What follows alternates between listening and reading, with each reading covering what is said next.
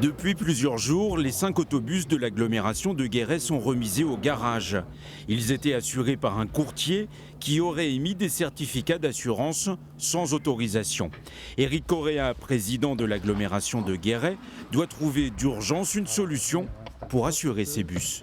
Autant dans un fonctionnement normal de la collectivité, je suis obligé de passer par des marchés publics et donc des appels d'offres, autant dans l'urgence, je peux agir en direct auprès d'un assureur. Et j'ai Francis Duboclar, qui est agent général d'assurance à Guéret, m'aide à trouver un nouvel assureur.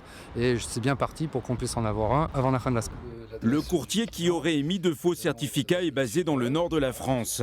En Haute-Vienne, le directeur des bus Massy le connaît bien. Jusqu'en 2022, il assurait ses 150 véhicules chez AXA par son intermédiaire.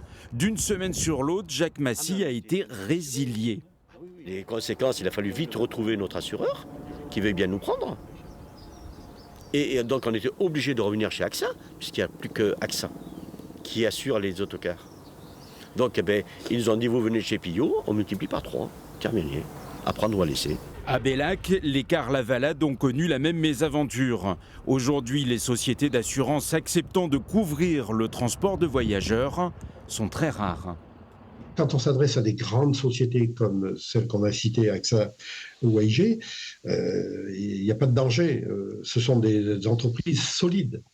Les acteurs exotiques, ça ne fonctionne pas. La preuve, c'est qu'à un moment donné, comme il y a peu d'acteurs dans le secteur, ils sont obligés de couvrir leurs risques sur des acteurs étrangers, des courtiers de courtiers. La loi française impose aux assurances de provisionner les risques pour le transport de voyageurs, car ils peuvent être conséquents en cas d'accident.